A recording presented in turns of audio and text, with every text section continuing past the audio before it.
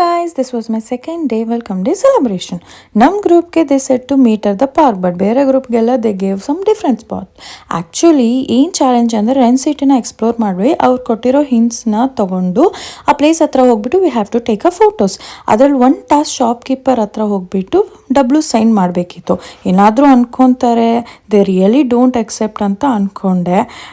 But ತುಂಬ support ಮಾಡಿಬಿಟ್ಟು pose ಕೊಟ್ಟರು. ಅದರಲ್ಲಿದ್ದು ಇದು ಆಮೇಲೆ ಇದೆಲ್ಲ ಮುಗಿಸ್ಕೊಂಡು ಫನ್ನಾಗಿತ್ತು. 1 hour 30 minutes ಒಳಗೆ ಟಾಸ್ಕ್ ಮುಗಿಸ್ಬೇಕಾಗಿತ್ತು.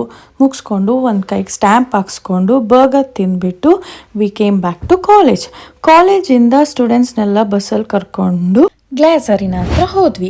ಈ ಅರಿನಾದಲ್ಲಿ they will celebrate all our big events, graduation ಎಲ್ಲನೂ ಇಲ್ಲೇ ಸೆಲೆಬ್ರೇಟ್ ಮಾಡೋದು. ವೆಲ್ಕಮ್ ಮಾಡಿದ್ರು, they has some quizzes, fun activities ಎಲ್ಲ ಮಾಡಿದ್ರು. ವಿ ರಿಯಲಿ ಎಂಜಾಯ್ಡ್ ಇಟ್ ಆಯಿತಾ. ಆಮೇಲೆ ಒಂದು ಡ್ಯಾನ್ಸ್ ಪ್ರೋಗ್ರಾಮ್ಸ್ನೆಲ್ಲ ಇಟ್ಟಿದ್ರು. ತುಂಬ ಚೆನ್ನಾಗಿತ್ತು, ತುಂಬ ಚೆನ್ನಾಗಿ ಕೂಡ ಮಾಡಿದ್ರು.